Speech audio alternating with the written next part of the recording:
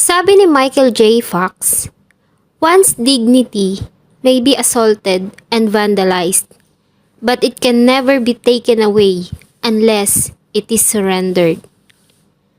Maaari daw na ang ating dignidad ay sirain at yurakan, pero hindi daw ito makukuha sa atin maliban na lang kung ito ay iyong isusuko. Maraming biktima ng sexual assault ang nananahimik na lang at nagdadalawang isip na magsalita. Bakit? Dahil sa takot na muling mapahamak, kahihiyan, natatakot sila na baka hindi sila paniwalaan at natatakot sila na mahusgahan. Ang kwento po natin ngayon ay tungkol sa pinakitang katatagan at katapangan ng isa nating kababayan para ipagtanggol ang kanyang dignidad at pagkababae. Hayaan niyo pong isalaysay ko sa inyo ang naging journey ni Jennifer Dalquez mula sa hatol na kamatayan hanggang sa makuha niya ang kalayaan nang hindi nagbabayad ng blood money. Bago ko po simulan ang ating story, sa mga bago po sa channel ko, please hit the subscribe button at pakipindot na rin po ang ating notification bell para ma-notify kayo sa mga bago nating upload na videos. Isang mabuting anak at mapagmahal na ina, ganyan ilarawan ni Nanay Rajima Dalquez ang kanyang anak na si Jennifer Dalquez. Tahimik umano at masaya silang namumuhay sa General Santos City sa Mindanao. Si Jennifer at ang kanyang asawa ay biniyayaan ng 2 anak. Ngunit dahil nga sa hirap ng buhay at sa kanilang mga lumalaking supling, ay nag-isip si Jennifer ng paraan kung paano tutulungan ang asawa na isang farmer. September ng taong 2011 ay may nag-alok kay Jennifer ng trabaho sa Middle East bilang isang domestic helper.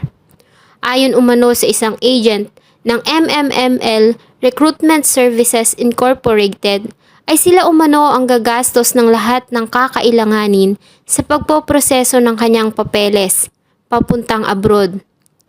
Kaya naman ay tinanggap niya ang nasabing alok nito. October ng sumunod na buwan ay nilisan niya ang General Santos upang magtungo sa Davao City para na nga sa pagpoproseso ng mga papeles na kanyang kakailanganin. Iniwan niya noon ang anak na 2 taon pa lamang at 7 buwan na bunso. November 2011, nang lumuwas siya ng Maynila para kumpletuhin ang iba pang mga kailangan dokumento at doon na rin siya naghintay ng schedule ng kanyang pag-alis. December 2, 2011, ay lumipad si Jennifer Dalquez papuntang United Arab Emirates. Dala ang pangarap para sa magandang kinabukasan ng pamilya. Si Jennifer ay nagtrabaho doon bilang isang domestic helper. Isang araw, noong March 2, 2011, habang naliligo ay bigla umano siyang pinasok ng among lalaki sa loob ng banyo at tinangka siya nitong gawa ng hindi maganda. Ngunit agad niya din umano itong napigilan. Kahit pa nga natatakot, ay hindi siya nagdalawang isip na ipagtapat ito sa kanyang among babae. Nakiusap siya dito na pauwiin na lamang siya ng Pilipinas. Pumayag naman umano ang nasabing ginang at agad na inayos ang kanyang mga papel at kakailanganing papeles para siya ay makauwi. Habang naghihintay ng oras ng kanyang flight, ay tinawagan siya ng isang Indonesian national na kaibigan. Inalok umano siya nito ng trabaho, ngunit hindi bilang isang domestic helper, kundi isang cashier sa isang restaurant. Dahil sa wala pang ipon at iniisip ang mga anak, ay tinanggap niya ang magandang alok ng kaibigan. At hindi naman siya nito binigo, dahil tulad ng sinabi nito, ay natanggap nga siya bilang isang kahera sa isang restaurant. Bilang kahera sa nasabing restaurant, ay marami din siyang nakikilalang mga tao.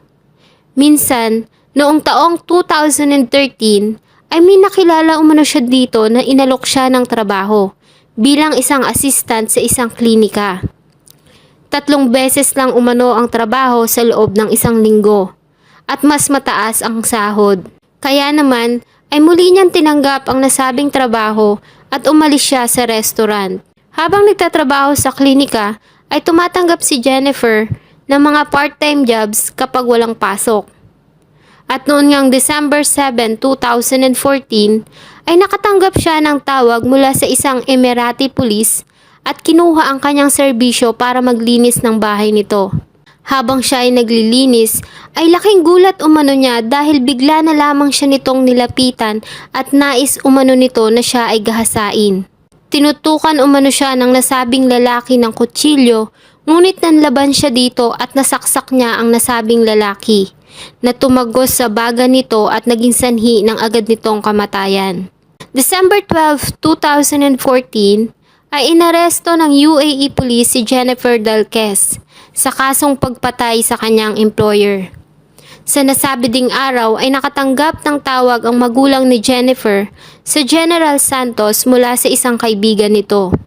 Sinabi nito sa kanila ang isang masakit na balita na ang kanilang anak ay inaresto ng pulis at kasalukuyang nakadetain sa Alain Central Prison. Nang malaman ng mga magulang ni Jennifer ang nasabing balita, ay agad silang nagtungo sa tanggapan ng OWA sa Coronadal City para nga alamin mula sa mga ito ang tunay na kalagayan ng anak sa UAE. Ngunit ayon sa kanilang nakausap, ay wala din umano silang impormasyon tungkol sa kalagayan ng kanilang anak. Ngunit nangako ang mga ito na tatawag sa main office sa Manila para alamin ang nasabing balita. February 2015 ay wala pa ding natatanggap na balita ang pamilya mula sa OWA. Kaya naman ay nagtungo sila sa opisina ng Department of Foreign Affairs sa General Santos City. Agad naman silang kinausap ng officer in charge na si Ibrahim Zailon. Ngunit tulad ng OWA ay wala din umano silang information tungkol sa kalagayan ng kanilang anak. Nangako din umano ito na tatawag sa Philippine Embassy sa Abu Dhabi para alamin mula sa mga ito ang nasabing balita. Hanggang noong March ng taong 2015 ay nakatanggap sila ng tawag mula sa mga ito at kinumpirma nga nito ang masamang balita tungkol sa nangyari sa kanilang anak. Ay sinabi din umano sa kanila nito ang mga detalye ng kaso. Nangako din umano ang mga ito na tatawag sa kanila para sa iba pang update tungkol sa kaso ni Jennifer. At hindi naman umano sila binigo dahil palagi umano silang nakakatanggap ng tawag mula sa DFA at sinasabi sa kanila ang mga hakbang at update tungkol sa anak. May 20, 2015, sa kabila ng salaysay ni Jennifer, na kaya niya nagawa ang nasabing krimen ay dahil sa pagtatanggol niya sa kanyang sarili at sa pagtatangka nito na siya ay gawa ng masama, ay hinatulan si Jennifer Dalquez ng Court of the First Instance ng Al Ain Judicial Court ng death penalty sa kasong pagpatay sa kanyang naging employer. 2 days matapos ang nasabing pagdinig, May 22, 2015, sa kauna-unahang pagkakataon mula nang makulong si Jennifer ay nakatanggap ang kanyang pamilya ng tawag mula dito. At sinabi niya sa pamilya ang napakasakit na balita. Dahil sa balitang natanggap mula sa anak, ay agad na lumapit ang pamilya ni Jennifer sa media upang humingi ng tulong sa mga nasa itaas na iligtas ang buhay ng kanyang anak. Tulungan niyo po kami. Kasi buhay ang anak ko ang nakataya dito. Nakakalungkot. Pero sa atin po kasing bansa ay kapag nakipag-ugnayan ka sa media at maraming tao ang nakakaalam ng nasabing problema ay tsaka lamang naririnig ng mga nasa katungkulan ang boses nating mahihirap. Naglabas din ng hinaing si Nanay Rajima dahil kung hindi pa umano siya mag-iingay sa media, hindi pa umano bibigyan ng pansin ng ating gobyerno ang kalagayan ng kanyang anak. Lumapit din sila sa isang staff ng noon ay DILG Secretary na si Mar Rojas nang minsan ay bumisita ito sa General Santos City at nangako naman umano ang nasabing DILG Secretary na tututukan ang kaso ni Jennifer Dalquez. At dahil nga sa kabi-kabila ang nasabing balita sa media, ay nakarating ito sa samahan ng mga migrante. Kaya naman, ang mga opisyal ng nasabing grupo na nakatalaga sa UAE ay agad na nagtungo sa Al Ain Central Jail para alamin ang kalagayan ng ating kababayan. Ngunit nabigo umano sila dahil sa hindi sila pinahintulutang makapasok. Ayon umano sa jail guard doon, ay kailangan nilang humingi ng permiso mula sa korte kung nais nilang kausapin si Jennifer Dalquez. Tanging pamilya lang umano nito ang pinahihintulutang makapasok para ito ay makita at kausapin. Noong 2015, dahil nga sa mga balita ay naglabas ng statement ang government at ayon sa kanila ay ginagawa umano nila ang lahat para sa kaligtasan ni Jennifer Dalquez. Binigyan din umano nila ito ng legal assistant at abogado sa katauhan ni Attorney Nasir Al-Shamsi. Ayon naman sa Department of Labor and Employment ay magpapasa umano sila ng appeal sa kaso ni Jennifer Dalquez. Dahil nga sa bigo na makausap ng migrante si Jennifer, ay agad nilang hinanap ang pamilya nito sa General Santos para mag-alok sa mga ito ng tulong. Noong June 18, 2015, ang Department of Labor and Employment Secretary na si Rosalinda Baldos ay bumisita kay Jennifer Dalquez sa Al Ain Central Jail. Kinausap niya ito tungkol sa kaso at sa kanilang ipapasang appeal. Sinabi din umano nito na tutulungan nila ang kanyang 2 anak sa kanilang pag-aaral. July 2015, isang organisation sa United Kingdom sa koordinasyon ng migrante ay nagsagawa ng kampanya para iligtas sa kamatayan si Jennifer Dalquez. September 2015, ang mga official ng DFA sa General Santos ay kinausap ang pamilya ni Jennifer para maayos ang mga papeles nito dahil pupunta umano sila ng UAE para makita ang anak at dumalo na rin sa hearing nito para sa nasabing apila. October 17, 2015 ay lumipad ang magulang ni Jennifer papuntang UAE kasama ang isang legal officer ng Department of Foreign Affairs. Nakipagkita sila kay Ambassador Grace Relucio Princesa at sa abogado ni Jennifer na si Attorney Nasir Al-Shamsi bago sila pumunta ng Al Ain Central Jail para bisitahin ang anak. Naging emosyonal ang kanilang pagkikita at dito nga dinitalye ni Jennifer sa kanila ang kung ano ba ang nangyari, bakit niya nagawa ang nasabing krimen. Bago sila maghiwalay, ay nangako ang mga ito na gagawin ng lahat para siya ay makauwi ng Pilipinas. June 30, 2016 ay natapos ang termino ng Administrasyong Aquino at umupo ang bagong Pangulo na si President Rodrigo Roa Duterte. Regular naman na nakakatanggap ng tawag ang pamilya ni Jennifer mula sa kanya at ayon dito, ay lagi umanong napupostpone ang hearing sa hindi nila malamang kadahilanan. At noon nga ang January 11, 2017, isang tawag mula kay Jennifer ang kanilang natanggap at ayon dito ay lalabas na umano ang desisyon sa kanyang appeal. Nalabis namang nagpakaba sa kanyang pamilya.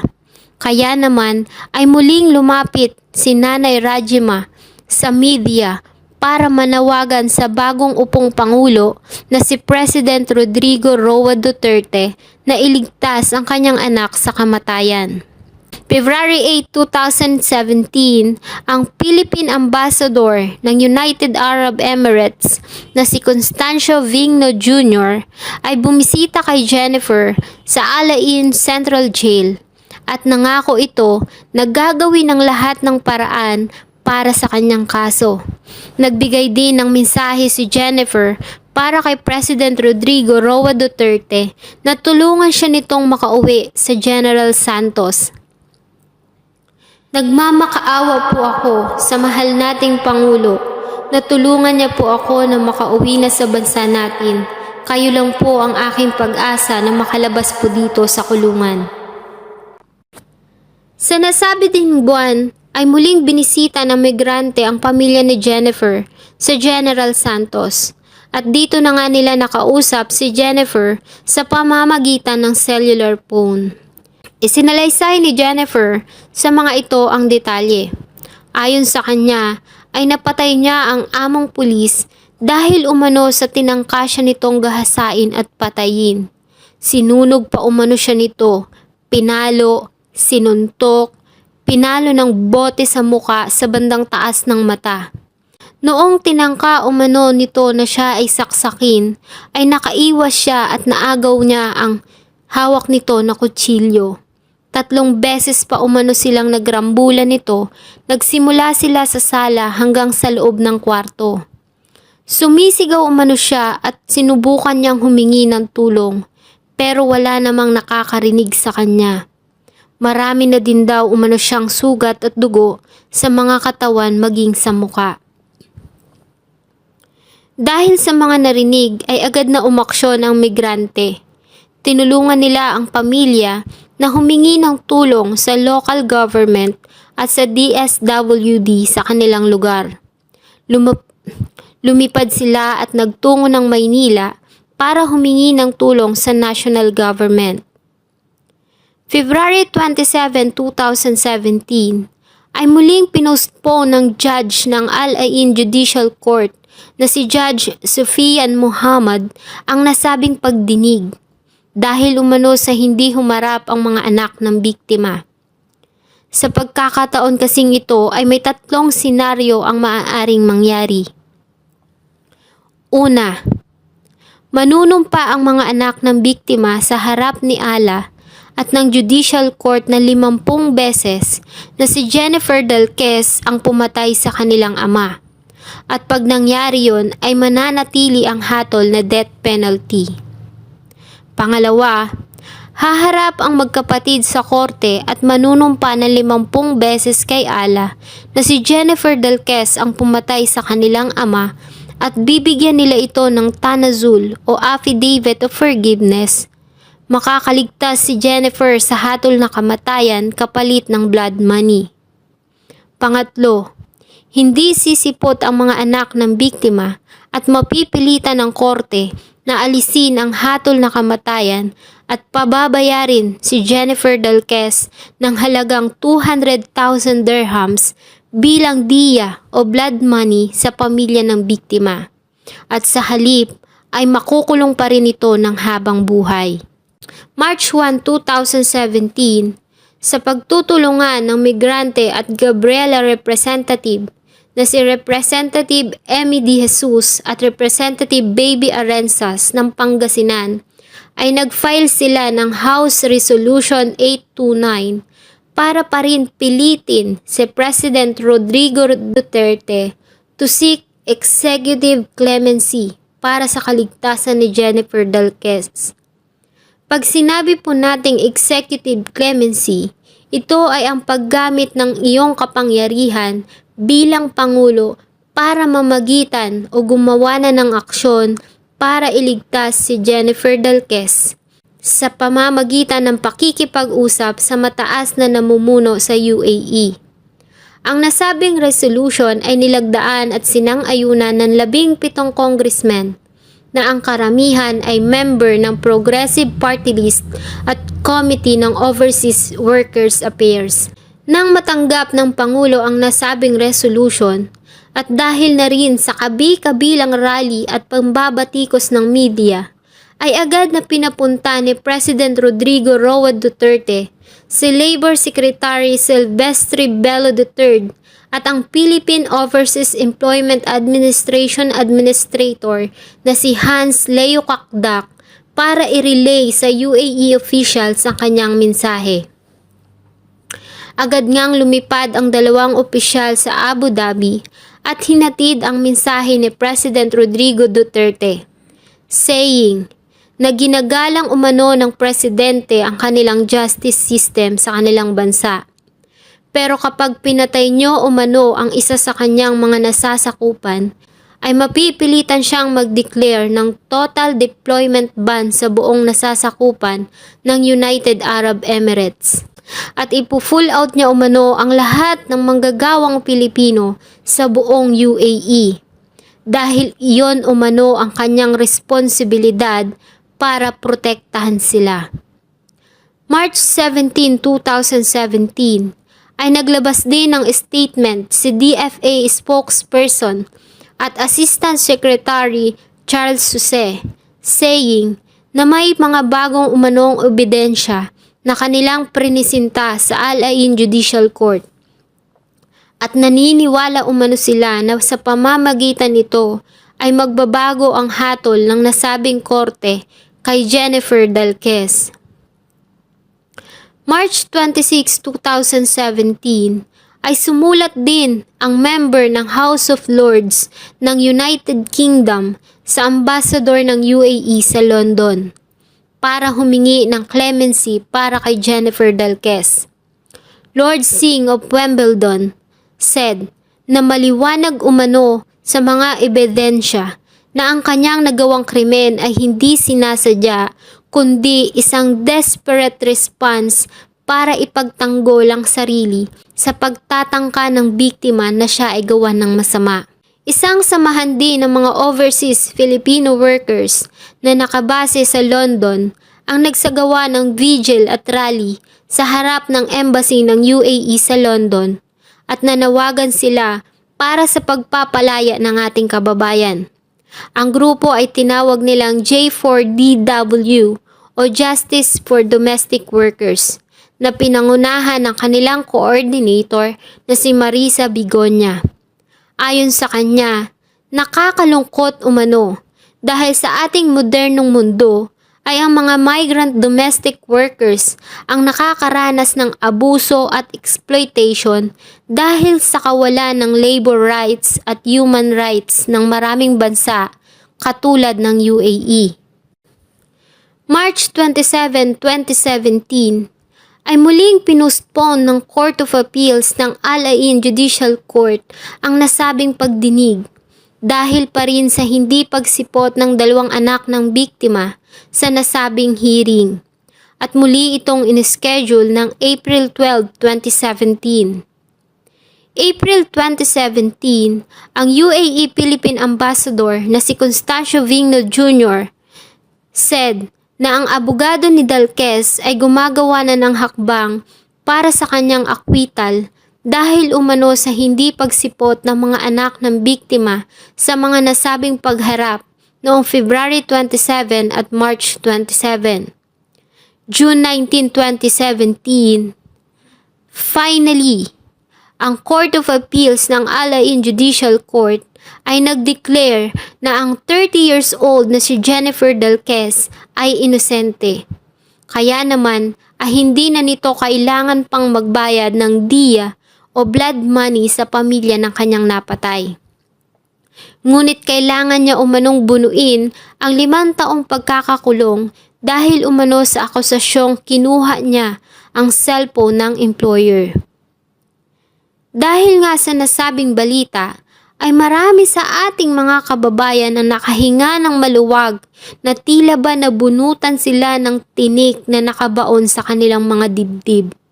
Lubos naman ang galak at pagpapasalamat ng pamilya ni Jennifer sa lahat ng mga taong tumulong para sa kaligtasan ng anak, lalo na nga kay President Duterte, Samahan ng Migrante, Gabriela, J4DW at Lord Singh ng Wimbledon, at sa lahat na nagdasal at nanawagan para sa kanyang kaligtasan. October 31, 2018, isang taon matapos ang kanyang acquittal, ay masayang binalita ng Philippine Embassy sa UAE na makakalaya na at makakauwi na ng ating bansa si Jennifer Dalquez. November 1, 2018, ay nilisan ni Jennifer Dalquez ang UAE, sakay ng Philippine Airline at umuwi na ng Pilipinas. Emosyonal naman siyang sinalubong ng mga magulang sa Ninoy International Airport. Mahigpit at talaga namang puno ng luha ng kagalakan ang kanilang mga mata ng kanilang salubungin ng anak. At dahil nga sa hindi na nagkaroon ng pagkakataon si Jennifer na makita at makausap ang officials ng Philippine Embassy sa UAE, ay pinasalamatan niya pa rin ang mga ito sa pamamagitan ng cellular phone. Ayon sa kanya, ay taos-puso siyang nagpapasalamat sa embahada at sa mga tauhan nito dahil sa ginawa umanong tulong nito para sa kanya. Ayon sa kanya, ay hindi umano siya pinabayaan ng mga ito sa kanyang laban. Binisita din ni Jennifer ang samahan ng migrante at humingi ng pasasalamat sa kanilang suporta at tulong para sa kanyang kaligtasan. November 4, 2018 ay umattend sila ng misa ng pasasalamat sa Redemptorist Church sa Baclaran, Parañaque City, kasama ang kanyang pamilya. Kahit pa nga isang Muslim, ay lubos siyang nagpapasalamat sa simbahang Katoliko dahil sa isa sila sa mga nagdasal at nanawagan para sa kanyang kaligtasan. November 6, 2018 ay nagtungo si Jennifer Delquez kasama ang pamilya sa Malacanang para personal na magpasalamat kay President Rodrigo Duterte sa lahat ng ginawa nito para sa kanyang kaligtasan. Naging emosyonal naman si Jennifer nang makita niya ang presidente at nagpasalamat dito. Ayon sa kanya, I am thankful to President Rodrigo Duterte for all his help. Thank you for letting me get out of prison alive. The government did not forsake me after all this time. Ayon sa pahayag ni DFA spokesperson at Assistant Secretary na si Assistant Secretary Ercato, ay sasagutin umano ng Department of Foreign Affairs ang accommodation at travel expenses ni Jennifer pabalik ng General Santos. Nagbigay din ng 100,000 na financial assistant at scholarship, maging livelihood assistant ang DOLE at DSWD. Nagpasalamat naman si Jennifer at sinabing gagamitin ang pera para magsimula muli kasama ang pamilya sa General Santos City. Sana po ay nagustuhan nyo ang aking kwentong isinalaysay. Please hit the like button and don't forget to tell me something about our topic in the comment section. Thank you so much po and see you in my next video.